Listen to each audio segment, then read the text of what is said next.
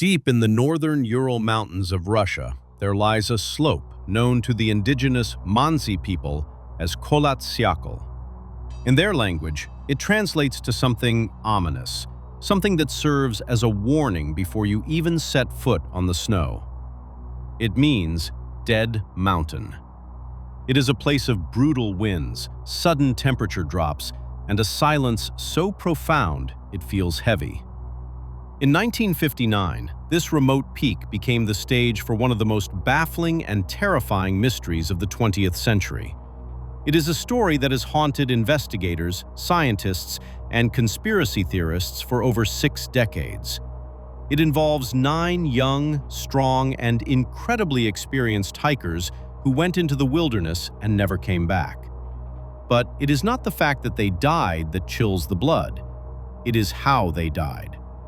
When the search party finally found their tent, it wasn't buried by an avalanche or crushed by falling rocks. It was slashed open, and not from the outside by a predator or an attacker, but from the inside. The hikers had cut their own way out of their shelter, fleeing into the freezing darkness of a -30-degree night without their boots, without their coats, and in some cases, wearing nothing but their underwear. What could terrify 9 elite mountaineers so much that they would choose certain death by freezing over staying in the safety of their tent? The further the rescuers looked, the darker the picture became. Bodies found scattered across the slope, skulls fractured as if by a car crash, yet with no external bruising, chests crushed inward, a woman missing her tongue and eyes, traces of radiation on their clothing, and a final official investigation that closed the case with a phrase that sounds more like science fiction than legal conclusion. The hikers had died as a result of a compelling natural force. Today, we are going to walk the path of the Dyatlov group. We are going to look at the evidence that doesn't add up, the theories that range from the scientific to the supernatural, and the terrifying final hours of 9 people who found something on that mountain that the world was never meant to see. This is the story of the Dyatlov Pass Incident. To understand the horror of the end, we must first understand the beginning. In January 1959, the Soviet Union was entering a period of relative thaw, but it was still a closed, secretive society. Hiking and mountaineering were not just hobbies, they were serious athletic pursuits, sponsored by the state to demonstrate physical fitness and resilience. The group that formed at the Ural Polytechnic Institute was not a gathering of amateurs. These were Grade 2 hikers, the best of the best. Their goal for this expedition was to achieve Grade 3 certification, the highest level of hiking difficulty available in the Soviet Union at the time. To get it, they had to traverse 300 kilometers across the northern Urals and climb the peaks of Otorten and Oika-Chakur. The leader was 23-year-old Igor Dyatlov. He was a man known for his rigorous preparation, his strength, and his calm under pressure. He had assembled a team that he trusted implicitly. There was Zenaida Kolmogorova, a 22-year-old engineering student beloved by everyone for her outgoing nature. Yuri Doroshenko, a sturdy and reliable companion. Ludmila Dubinina, the youngest at 20 but tough as nails. Alexander Kolevatov, Rustem Slobodin, Yuri Krivonishenko, and Nikolai Thibaut Brignol. And then there was the outlier, Semyon Zolotaryov. He was much older than the others, in his late 30s, a World War II veteran with a mysterious background and tattoos that nobody could quite explain. He joined the group at the last minute, a detail that would later fuel endless speculation. There was supposed to be a 10th member, Yuri Yudin. On January 23rd, the group set off in high spirits, taking trains and trucks to the edge of the inhabited world. Photographs from these early days show them laughing, playing mandolin, and hugging locals. They look like young people on the adventure of a lifetime. But on January 28th, Yuri Yudin fell ill. His chronic back pain flared up, making it impossible for him to continue on the strenuous trek. In a twist of fate that would haunt him for the rest of his life, he hugged his friends goodbye and turned back. He was the only one who would ever grow old. As he left, He asked Dyatlov to send a telegram to the sports club as soon as they returned to the village of Vizhai, which was expected around February 12th. Dyatlov, ever the realist, told Yudin it might be a few days later than that. The wilderness, he knew, was unpredictable. The group of 9 pressed on. For the next few days, they moved through the deep snow and dense forests, following the trails of the indigenous Mansi hunters before breaking off into the uncharted wild. We know what happened during these days because they left behind diaries and cameras. Their journal entries are mundane, filled with jokes about the cold, the difficulty of setting up the stove, and debates about love and hiking techniques. There is no sense of foreboding, no mention of being followed, just the hard, satisfying work of survival. On February 1st, late in the afternoon, the group reached the pass that would later bear their leader's name. They had planned to cross over to the other side, but the weather turned against them. Snowstorms reduced visibility to near zero. Realizing they were deviating off course, Dyatlov made a decision. Rather than losing altitude to find shelter in the forest below, they would set up camp right there, on the exposed slope of Kholat Syakhl. This decision has been criticized by armchair experts for decades. Why camp on an exposed slope in a blizzard? But you have to remember who these people were. They were training for the highest certification. Dyatlov likely wanted to practice a slope camp, or perhaps he simply didn't want to lose the altitude they had fought so hard to gain that day. They leveled out a space in the snow, pitched their large canvas tent, and settled in for the night. They took off their wet boots and outer parkas, laid them out to dry, and began to eat a dinner of crackers and ham. February 12th came and went. No telegram arrived in Vizhai. At first, no one was panicked. Delays in the Urals were common. But by February 20th, families began to demand answers.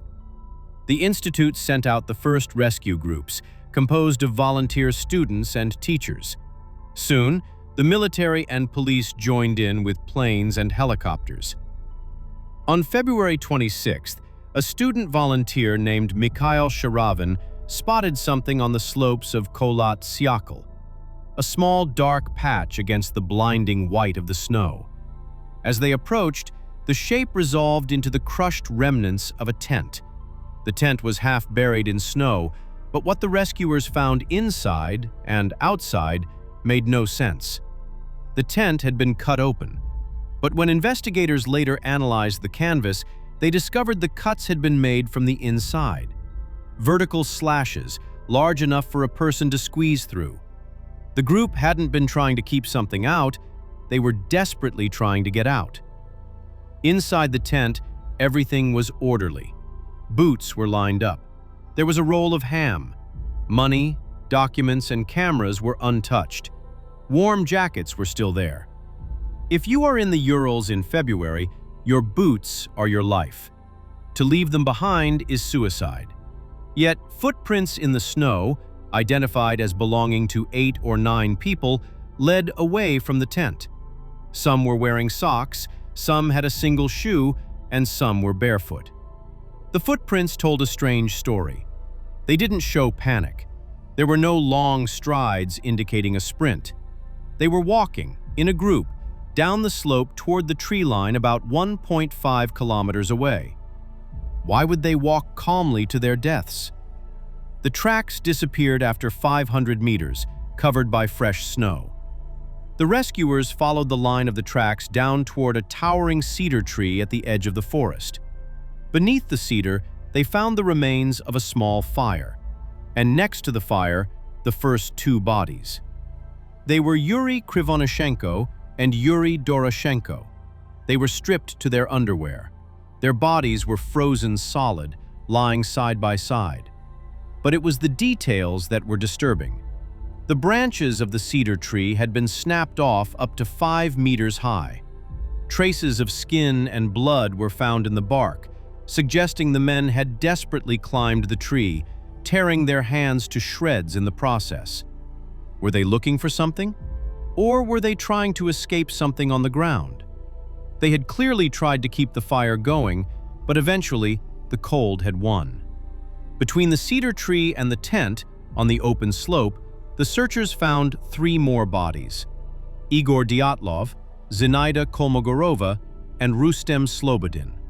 They were found at distances of 300, 480, and 630 meters from the tree. Their poses suggested they were trying to crawl back up the slope toward the tent. They had died fighting the wind and the cold. Dyatlov was clutching a birch branch. Slobodin had a fracture in his skull, though doctors later said it wasn't enough to kill him. Hypothermia was the cause of death. Zinaida, the strong and cheerful girl, was found with her skin turned a strange orange hue, a detail that would fuel conspiracy theories for years, though pathologists attributed it to sun exposure and decomposition. 5 bodies found. All died of hypothermia. It was tragic, but explainable. They fled the tent for some reason, couldn't endure the cold, and died. But where were the other 4? It took 2 months to find them. In May, as the snow began to melt, searchers probed a ravine about 75 meters further into the woods from the cedar tree. Deep under 4 meters of snow, in a stream bed, they found the rest of the group: Lyudmila Dubinina, Alexander Kolevatov, Nikolai Thibault-Brignol, and Semyon Zolotaryov. And this is where the investigation went from a tragedy to a horror story. Unlike the others who died simply of freezing, these 4 had sustained catastrophic injuries. Nikolai Thibault-Brignol had a major skull fracture, the bone driven into the brain. Lyudmila Dubinina and Semyon Zolotaryov had crushed chests. Their ribs were broken in a way that resembled the impact of a car crash. The medical examiner, Dr. Boris Vozrojdeny, stated that the force required to cause such damage was immense, far beyond what a human could inflict. Yet, strangely, there was no external soft tissue damage, no bruises, no cuts on the skin matching the internal trauma. It was as if they had been squeezed by a giant pressure. And then, the most gruesome details. Lyudmila Dubinina was missing her tongue. She was also missing her eyes, part of her lips and facial tissue. Zolotaryov was also missing his eyes. The official explanation was that scavengers or decomposition in the stream had caused this, but the fact that their clothes contained traces of radiation added a layer of high strangeness that simply wouldn't go away. Furthermore, these 4 were better dressed than the first 5. They were wearing clothes taken from the dead bodies at the cedar tree. Dubinina's foot was wrapped in a piece of Krivonochenko's wool pants. It painted a grim picture of survival. The last 4 alive scavenging the clothes of their frozen friends to try and stay alive in the ravine, only to be crushed by an unknown force. The investigation was abrupt. The case files were sent to a secret archive. The area was closed off to hikers for 3 years. The final verdict? Compelling natural force satisfied no one. How does a natural force cut a tent from the inside? How does it crush chests without breaking skin? Why was there radiation?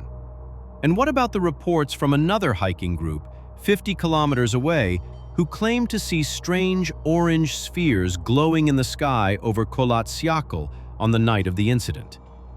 Let's dismantle the theories one by one to see if we can find the truth in the snow. The first and most immediate theory was an attack by the indigenous Mansi people. The mountain was in their territory. Perhaps the hikers had trespassed on holy ground? But this crumbled quickly under scrutiny. The Mansi were peaceful and had good relations with the Russians. There was no evidence of other footprints, no sign of a struggle, no hand-to-hand combat marks on the bodies. The tent wasn't looted. Valuable alcohol, money, and knives were left behind. The injuries on the bodies in the ravine were consistent with heavy pressure, not human violence. The Mansi theory was discarded by the police almost immediately, though it lingered in local rumors. Then there is the theory of the wind, a specific phenomenon known as Kármán vortex streets. The topography of Kholat-Syakhl is unique. It's a dome shape. When high winds hit the peak at the right angle, they can create low-frequency sound waves called infrasound. You can't hear infrasound, but your body can feel it. It causes nausea, dread, and irrational panic. The theory suggests that the wind turned the tent into a vibrating chamber of horror. Overcome by a sudden, uncontrollable feeling of impending doom, the hikers slashed the tent to escape the noise and the pressure. Disoriented by the sound and the dark, they ran down the slope. Once the panic subsided, they were separated, freezing, and unable to find their way back in the whiteout. It's a compelling psychological explanation for why they left the tent, but it fails to explain the crushed chests in the ravine. Wind doesn't break ribs. This brings us to the military theories, the ones that have kept the Dyatlov mystery alive in the dark corners of the internet for decades. The premise is simple. The hikers saw something they weren't supposed to see. This theory leans heavily on the glowing orange spheres reported by other hikers and even by the weather service and military at the time. Was it a missile test? A failed rocket launch? In 1959, the space race was heating up. The R-7 Semyorka missile was being tested. If a rocket booster failed and fell on the mountain, the shockwave could explain the internal injuries. The sodium cloud from the fuel could explain the orange skin and the glowing spheres. Under this theory, the hikers heard the roar of a rocket or saw the flash. Terrified of an explosion, they cut the tent and ran. The rocket debris or the shockwave caught the four in the ravine, crushing them. The radiation found on the clothes? Fallout from the weapon. The secrecy of the investigation? A government cover-up to hide a military failure. This theory fits many of the puzzle pieces. It explains the trauma, the flight, and the secrecy.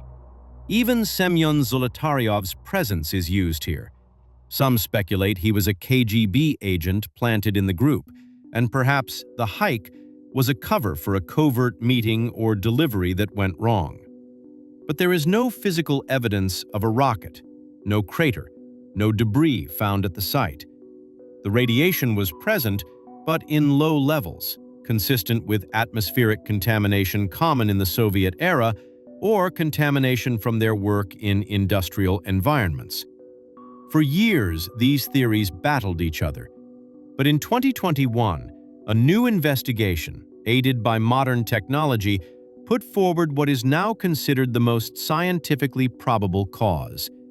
It's a theory that requires us to look at the snow itself not as a landscape, but as a loaded weapon. It is the slab avalanche theory. For decades, experts dismissed an avalanche. The slope was too gentle, only about 30 degrees. There was no massive debris field found by the search party. The tent poles were still standing. How could an avalanche kill them but leave the tent poles upright? The new investigation, led by Swiss researchers, used snow simulation codes actually developed for the Disney movie Frozen to model the snow physics on Kholat-Syakhl. They found a deadly combination of factors. The hikers had cut into the slope to make a flat platform for the tent. This destabilized the snowpack above them. That night, strong katabatic winds blew fresh snow onto the slope, adding weight to the slab sitting right above the cut. Sometime in the darkness, a crack formed. A slab of snow, as hard as concrete, didn't come crashing down like a cinematic avalanche. Instead, it slid. A block of ice and hard snow, perhaps only the size of a car but weighing tons, released and slammed into the tent while the hikers were sleeping. Imagine lying on your back in a sleeping bag. Suddenly, a ton of concrete hits you. This explains the injuries of Dubinina and Zolotaryov. Their chests were crushed by the weight of the snow slab, pressing them against the hard floor of the tent, yet the soft snow protected their skin from cuts. It explains why the tent poles were standing. The snow slid over the tent, crushing it flat, but not sweeping it away. Terror and adrenaline took over. The survivors cut the canvas to get their injured friends out. They dragged the wounded out into the freezing night. Fearing a second, larger avalanche, they knew they couldn't stay on the slope. They had to get to the tree line. They supported the injured, walking down the mountain. They reached the cedar tree and built a fire, but the situation was hopeless. They were half naked in -30 degrees. The two Yuris, Krivonyshenko and Doroshenko, died first near the fire. The others, desperate, stripped the clothes from the dead to warm the living. Dyatlov, Zenaida, and Slobodin tried to climb back up to the tent to get the gear that could save them. They froze on the way. The four with the worst injuries, the ones crushed by the snow, retreated into the ravine to build a snow den, a shelter from the wind. But the snow in the ravine collapsed, or perhaps they succumbed to their injuries and the cold. The missing tongue and eyes?